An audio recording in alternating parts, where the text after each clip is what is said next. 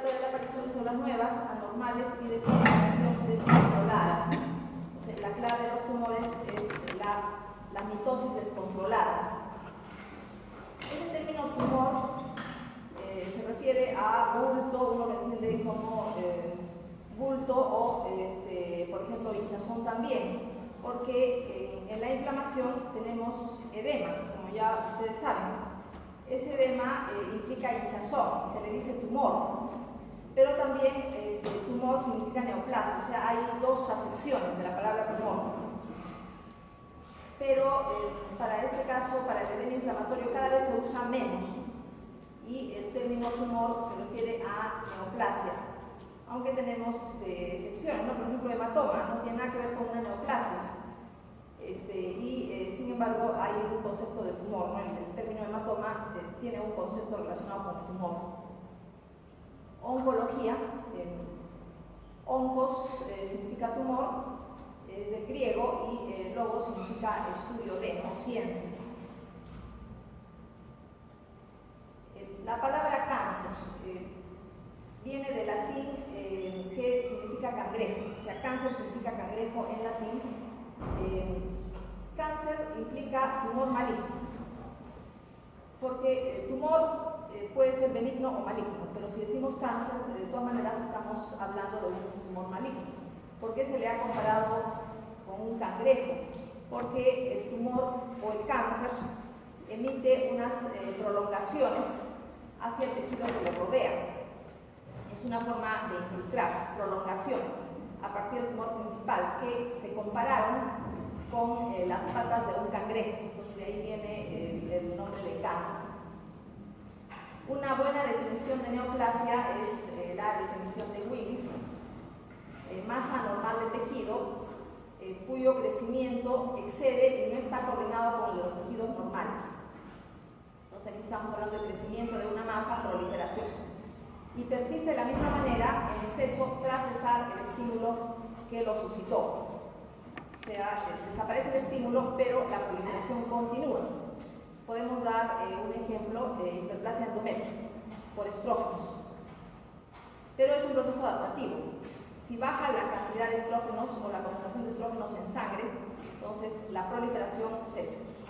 Pero si tenemos un adenocarcinoma de endometrio, que puede haber provenido de una hiperplasia, que estaba sometida a un exceso de estrógenos, se retiran los estrógenos, pero el adenocarcinoma endometrio va a continuar su proliferación. O sea, al inicio puede haber sido producido por estrógenos, pero en algún momento se independiza de los estrógenos y puede persistir las mitosis a pesar que el estímulo que lo causó inicialmente sea removido, sea desaparecido. El problema de esta definición, la definición de Willis es excelente, pero el problema es que no hace hincapié en los trastornos genéticos, las mutaciones que tienen las células neoplásicas, que ahora es fundamental tenerlas en cuenta.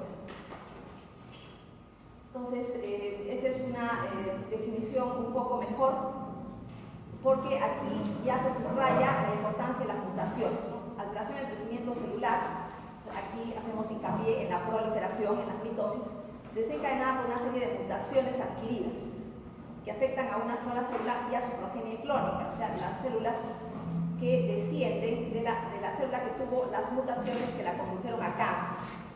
Entonces, una definición adecuada, actual, tiene que hacer hincapié en las mutaciones adquiridas, ¿no?, de la célula cancerosa. Estas mutaciones oncogénicas, o sea, mutaciones que conducen al tumor, dan una ventaja proliferativa de supervivencia excesiva y autónoma. O sea, puede cesar cualquier tipo de estímulo externo y estas mitosis van a continuar.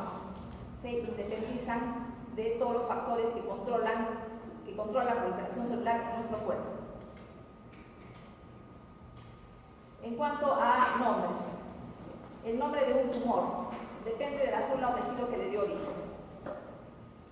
Por ejemplo, para tumores mesenquimales, son los tumores que derivan del tejido conjuntivo, todos los tejidos conjuntivos, incluyendo hueso, músculo, cartílago, todos los tejidos conjuntivos, se utiliza un prefijo, que es el tejido de origen del tumor. Por ejemplo, cartílago sería el prefijo condros, o hueso, el prefijo sería osteo. Y se utiliza un sufijo. Si el tumor es benigno, el sufijo es oma. Si el tumor es maligno, se utiliza el sufijo sarcoma.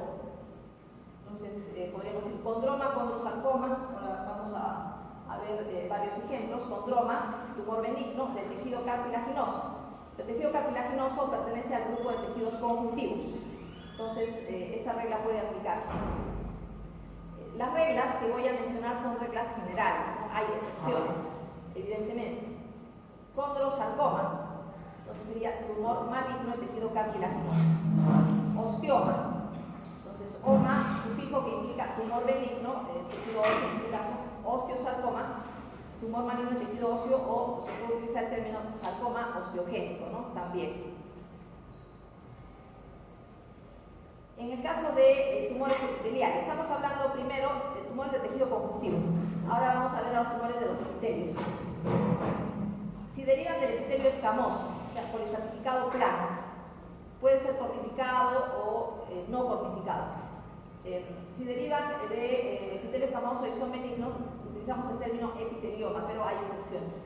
Si son ramificados, la superficie del tumor tiene prolongaciones digitiformes, ramificado, se utiliza el término papiloma. Vamos a epitelios glandulares. Hemos visto epitelio poliestratificado plano, cornificado o no cornificado. Epitelios glandulares. Derivan de epitelios glandulares y benignos. Utilizamos el término adenoma. Si tiene una estructura glandular, aunque no deriven de glándulas, también se denominan así. Por ejemplo, tumores del epitelio de los túbulos renales se llaman adenomas, pero no derivan realmente de una glándula, ¿no? No es un tejido glandular. Los túbulos renales no son un tejido glandular en el sentido estricto, pero la proliferación del epitelio tubular que da lugar a tumores forma túbulos. Entonces podemos utilizar el término adenoma, siempre y cuando sea un tumor benigno. Si deriva de epitelios glandulares, son benignos y quísticos. Cistadenomas. Cista significa que es quístico. Cistadenomas. Si son tumores malignos pero derivan de epitelios, utilizamos el término carcinoma. Por ejemplo, derivados de epitelios poliestratificados planos con o sin queratinización. Benignos, podemos utilizar el término papiloma, epitelioma. Maligno, carcinoma epidermoide o carcinoma escamoso. Puede ser carcinoma epidermoide queratinizante, carcinoma epidermoide no queratinizante.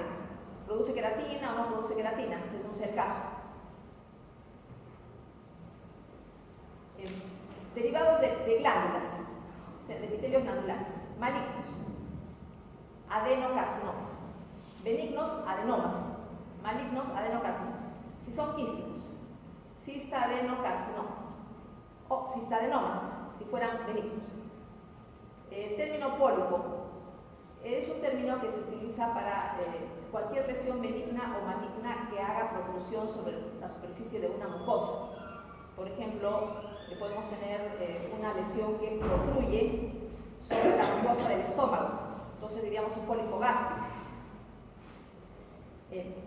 Porque el estómago es una superficie. Como ustedes saben, puede ser también la boca, el esófago, son superficies. La vejiga. Entonces, cualquier lesión que protruye, utilizamos el término pólipo, pero puede ser benigno o maligno.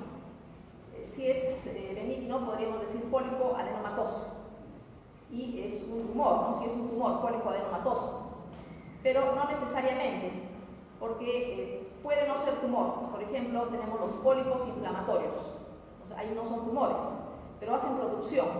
Son como una especie de nódulos que hacen protrusión. Entonces se puede utilizar el término pólipo inflamatorio.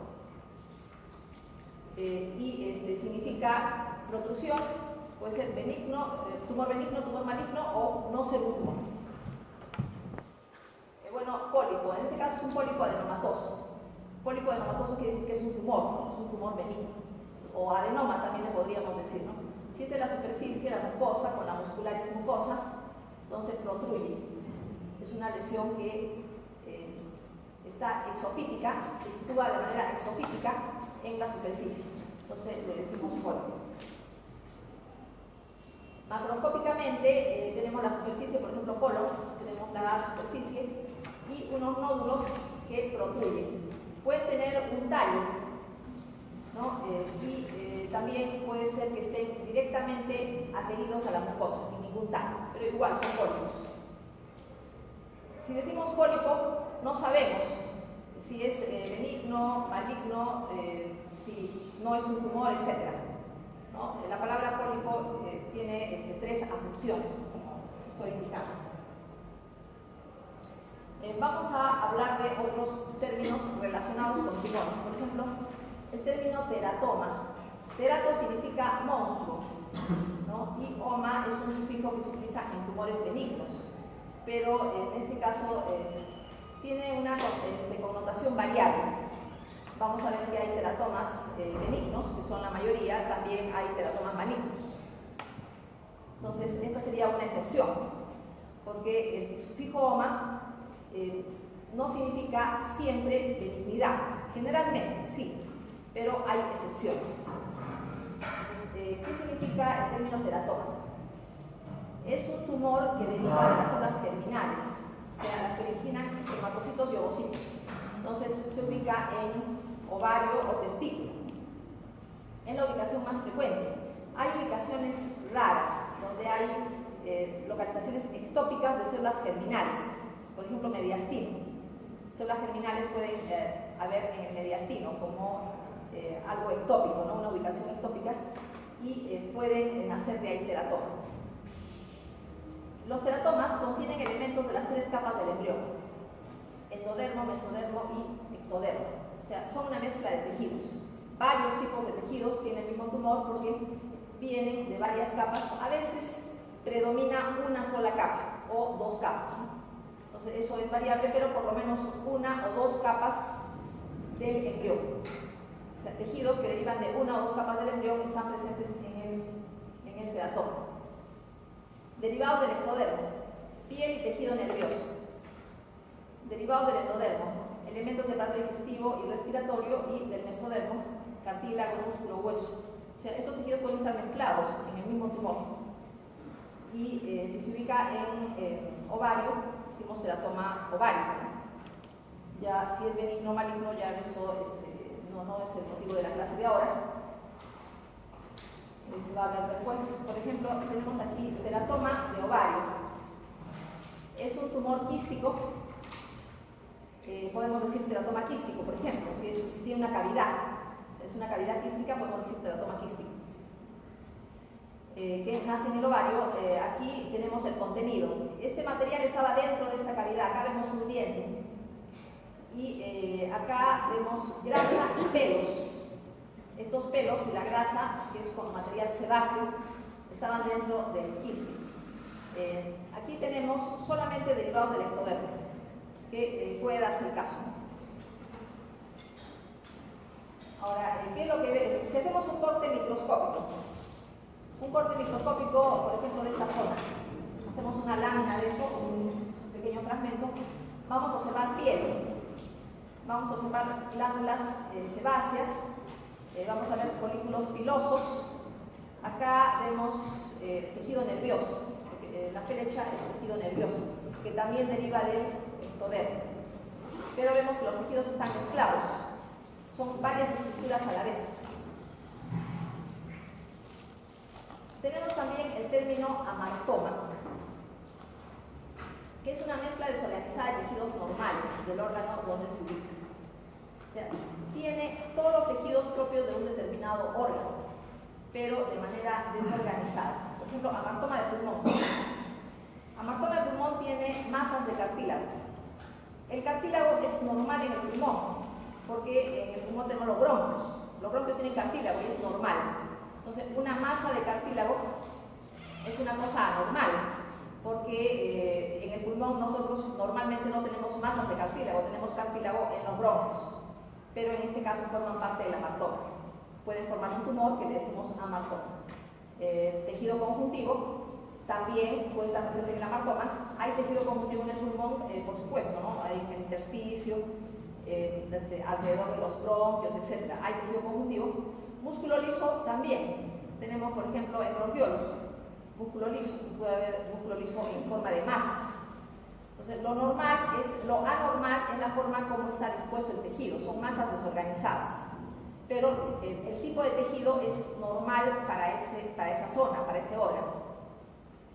Se les considera tumores, antiguamente se consideraba una malformación, pero en la actualidad ya se sabe que son tumores, porque se ha visto que tienen mutaciones oncogénicas.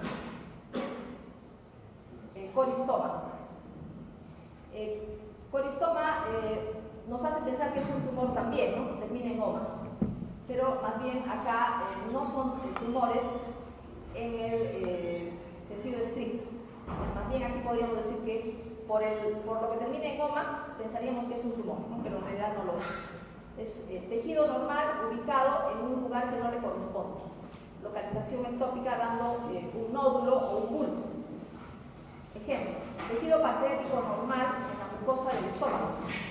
Entonces, si vemos una masa de tejido anormal, de tejido en la mucosa del estómago, se puede tomar una biopsia, por ejemplo, y se ve que es tejido pancreático normal, no es un cáncer de páncreas, sino es tejido pancreático normal. Decimos que es un coristoma, ¿no? Entonces, en realidad es un tejido de localización ectópica, pero da nódulos, o sea, da puntos que hacen pensar en tumores. Tenemos también el caso de los tumores mixtos. Prolifera más de un tipo de tejido. Por ejemplo, adenoma pleomórfico de la glándula salival. Fibroadenoma de mama. Aquí prolifera tejido epitelial y el tejido conjuntivo. Por ejemplo, si decimos carcinoma epidermoide, solamente prolifera el epitelio, nada más. O sea, ahí no sería tumor mixto. Pero si prolifera el tejido epitelial, o sea, el tejido glandular mamario, y el tejido conjuntivo que rodea el tejido glandular mamario, entonces decimos un tumor mixto. Los dos proliferan. Este es un tumor mixto de glándula parótida. Aquí prolifera el estroma que se ve así, tiene un aspecto hialino, es un aspecto condroide, con zonas de cartílago. Y prolifera también el epitelio, porque vemos conductos con un material rosado, vemos también hileras de células epiteliales. Entonces, es un tumor mixto. Prolifera el estroma del tejido conjuntivo y prolifera el epitelio. O sea, no solo el epitelio. Si decimos adenoma, entonces entendemos que solamente prolifera el epitelio glandular. Tumores derivados de vasos sanguíneos. Entonces, podemos decir hemangioma benigno, angiosarcoma o hemangiosarcoma maligno. Linfangioma, tumor benigno de vasos linfáticos. Linfangiosarcoma, tumor maligno de vasos linfáticos. Estos términos, hemangioendotelioma, se utilizan para tumores de vasos sanguíneos de malignidad intermedia. Entonces, que tienen fundamentalmente un poder infiltrativo. O sea, malignidad intermedia, se extienden en el tejido, infiltran el tejido, pero una capacidad metastásica muy baja. Entonces, se consideran malignidad intermedia. Entonces, tumor benigno y tumor maligno es una dicotomía que no siempre se cumple. O sea, hay algunas excepciones, tenemos los tumores de malignidad intermedia. Tumores derivados de las células de la sangre, tenemos linfomas de linfocitos, leucemias de glóbulos blancos, siempre son malignos. Por ejemplo, linfoma, como termina en oma, pensaríamos que es benigno, ¿no? Pero un linfoma siempre es maligno. Entonces, son las excepciones, que hay muchas excepciones, como estoy mencionando. O sea, menciono reglas y ya sabemos que hay excepciones. Tumores derivados del tejido muscular, tenemos leiomioma benigno, leiomiosarcoma. Leio significa liso, ¿no? Entonces, leiomioma, tumor benigno de músculo liso. Leiomiosarcoma, tumor maligno de músculo liso. Rhabdomioma. Rhabdo implica músculo estriado. Entonces, rhabdomioma, tumor benigno de músculo estriado. Rhabdomiosarcoma. Entonces, bueno, mio significa músculo. Y sería tumor maligno de músculo estriado, rhabdomiosarcoma. Tumores derivados de melanocitos. Benignos se llaman nevus y malignos melanomas, ¿no? Que ya sabemos, melanoma nos haría pensar que es benigno, ¿no? Pero el melanoma más bien es sumamente maligno, sumamente agresivo. Otra excepción, podríamos decir melanocarcinoma, podríamos pensar en melanocarcinoma, pero el término que se usa por costumbre es melanoma. Tumores que contienen tejidos embrionarios. Se utiliza el sufijo blastoma. Entonces, nefroblastoma, o sea, tiene tejidos embrionarios del riñón. Neuroblastoma, tejidos embrionarios derivados del sistema nervioso. Retinoblastoma es un tumor de la retina, pero tiene un aspecto embrionario. Generalmente son tumores que afectan a los niños. Epónimos. Epónimo significa que se usa un apellido.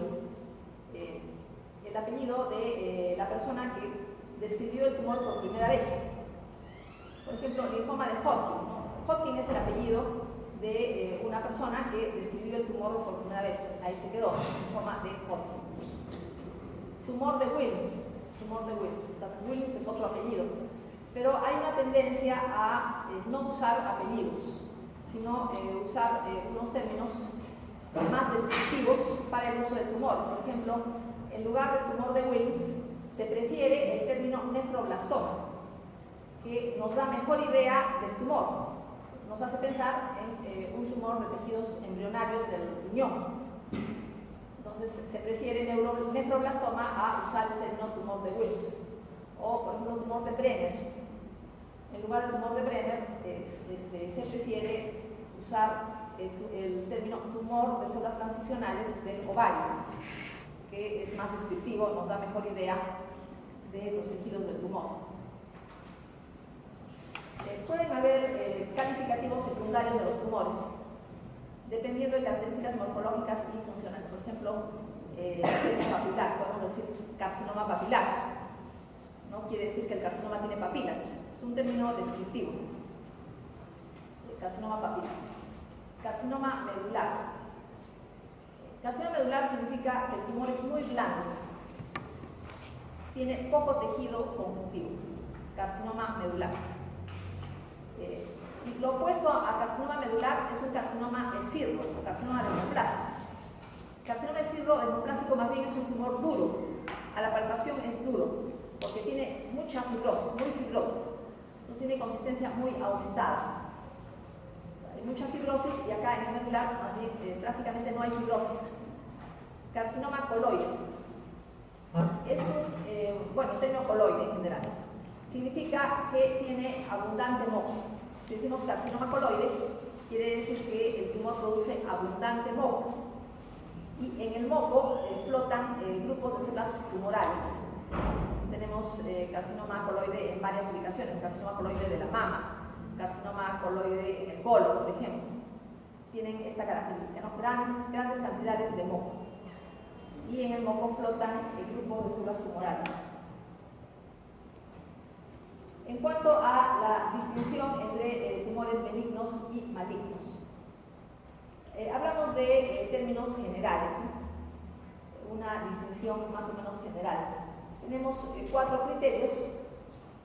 El más importante es la capacidad de dar metástasis. Es el criterio de malignidad de mayor importancia. En segundo lugar, capacidad de invasión local, lo que se llama capacidad de infiltración. Es el segundo en importancia. Y los demás nos dan una idea de la malignidad, pero tienen menor importancia que los anteriores. Diferenciación anaplasia, velocidad de crecimiento, todo esto lo vamos a ir analizando en diapositivas. Diferenciación y anaplasia. Diferenciación es el parecido de una célula tumoral con respecto a la célula normal que le dio origen. O sea, ¿qué tanto se parece la célula cancerosa a la célula normal que le dio origen? No solamente en cuanto a la forma, sino también en cuanto a la función, o sea, el parecido. Si es un gran parecido, decimos que el tumor es bien diferenciado, muy parecido a la célula que le dio origen. Y si no lo es, decimos que es poco diferenciado o anaplásico. O sea, la anaplasia es lo opuesto a diferenciación. Tumores benignos, generalmente bien diferenciados. Tumores malignos poco diferenciados son aplásticos, pero decimos generalmente, quiere decir que hay excepciones, ¿no? Son reglas más o menos generales. Características de la anaplasia. Tenemos el pleomorfismo. La palabra pleo significa varios, morfo significa forma. Entonces el pleomorfismo significa varias formas, pero ella se refiere a varias formas y tamaños. Pleomorfismo, varias formas y tamaños. Quiere decir que las células que componen el tumor tienen varias formas y varios tamaños, o sea, no son uniformes, como en los tejidos. En los tejidos normales, las células se parecen dentro de un mismo tejido o de un mismo órgano. Morfología nuclear anormal.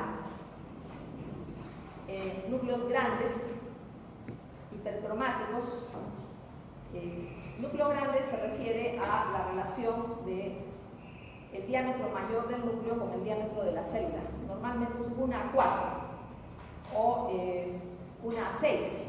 O sea que del diámetro de toda la célula el núcleo debe ser la cuarta parte, nada más. Pero vamos a ver que en el cáncer el núcleo aumenta bastante de tamaño en relación a toda la célula y puede llegar el núcleo a ser tan grande que ocupa la mayor parte de la célula. Entonces, es una característica de la anaplasia. Núcleos hipercromáticos. Por la mayor cantidad de material genético que tienen, es una de las alteraciones genéticas que tienen los tumores, toman la hematoxilina con mayor fuerza, mayor potencia. Entonces se ven más oscuros. Toman mayor cantidad de hematoxilina, se ven más oscuros. Cromatina en grumos gruesos, se ven como puntos gruesos en el núcleo. Y nucleolo prominente, o sea, nucleolos sumamente grandes. En general, en las células no cancerosas, ¿qué significa nucleolo prominente? Significa una síntesis de proteínas activa. Pero la célula puede no ser cancerosa, pero tiene una síntesis proteica activa. Puede tener también nucleolo prominente, pero los cánceres igualmente también lo tienen. Para las mitosis, las células tienen que realizar síntesis proteica, entonces evidentemente también van a tener nucleolo prominente. Mitosis atípicas. Ejemplo, usos mitóticos tripolares, o sea, mitosis de formas anormales, diferentes a lo que nosotros conocemos como profase, metafase, etc. Se ven formas diferentes a lo que conocemos, como son mitosis normales. Por ejemplo, tenemos las mitosis tripolares, que forman como una especie de triángulo, ¿no? Pérdida de la polaridad. ¿Qué cosa es la polaridad? La polaridad es el orden de un tejido. Por ejemplo, los epitelios tienen polaridad, ¿no? Tienen un orden. En el caso de epitelios poliestratificados, epitelios de varias capas, cada capa tiene características definidas. Por ejemplo, epitelio escamoso, tenemos una capa basal, pues tenemos el estrato de Malpighi, estrato espinoso de Malpighi, estrato granuloso, tenemos la capa córnea, hay un orden. Y las células dentro de cada capa se parecen entre sí. Ese orden es lo que llamamos polaridad. Por ejemplo, si tenemos un epitelio simple cilíndrico, las células son más o menos del mismo tamaño, epitelio simple cilíndrico, y los núcleos están en la base. Entonces, ahí hay una polaridad. Es un orden que tiene ese tejido. Pero en una neoplasia, las células de las capas inferiores son similares a las superiores y no se pueden distinguir niveles. Y aparte, los núcleos tienen las características anormales que ya hemos dicho. Hipercromasia, nucleolo prominente, hay mitosis atípicas en varios niveles del epitelio, etc. Formación de células gigantes. Nosotros hemos visto células gigantes inflamatorias, ¿no? Por ejemplo, células gigantes tipo Langhans, de los granulomas, células gigantes tipo cuerpo extraño, y ya sabemos que se forman por fusión de histocitos. Pero también hay células gigantes tumorales, células tumorales de muchos núcleos. Y estos núcleos tienen características cancerosas, que ya las hemos mencionado: hipercromasia, aumento de la relación núcleo-citoplasma, etc. Bueno, no confundir, por ejemplo, con células multinucleadas tipo Langhans, que son de los granulomas, etc., que no tienen nada que ver con cáncer, ¿no? Pero tienen varios núcleos también. Leiomioma uterino. Si nosotros sabemos que este es un tumor, ha sido extraído este preparado histológico de un tumor, nosotros podemos observar que las células del músculo liso son parecidas a las del músculo liso normal. Si no supiéramos que es un tumor, si no nos dan el dato que eso proviene de un tumor, podríamos decir simplemente músculo liso, ¿no? Quiere decir que es muy parecido, casi indistinguible del músculo liso normal. ¿Qué significa? Bien diferenciado, muy parecido, casi igual al músculo liso normal. Entonces, una característica de los benignos, pero una característica general, ¿no? Ya hemos visto excepciones. Adenoma folicular de tiroides. Entonces, vemos folículos tiroideos, células foliculares, coloide. Entonces, parecido a folículos de la tiroides normal, sí, ¿no es cierto? Pero sabemos que viene de un tumor, nos tiene que dar el dato, que esto viene de un tumor. Entonces, ahí teníamos adenoma folicular. Como es tan parecido a los folículos normales, decimos adenoma folicular. O sea, tumor bien diferenciado en este caso. Adenocarcinoma de colon. No quiere decir que es maligno, ¿no es cierto? Si decimos adenocarcinoma es maligno. Entonces, se parece a la mucosa del colon normal, tiene algún parecido en el sentido de que forma glándulas. Y la mucosa del colon es un epitelio glandular. Entonces, por ese lado se parece. Pero si nosotros observamos, la mucosa del colon no es así, no tiene esta forma, ¿no? Entonces, aquí significa que ya hay desdiferenciación. Y decimos adenocarcinoma moderadamente diferenciado. O sea, tiene algún parecido, pero no podríamos decir bien diferenciado, ¿no? De ninguna manera, porque sería muy parecido. Bien diferenciado, adenocarcinoma bien diferenciado, muy parecido, no es el caso.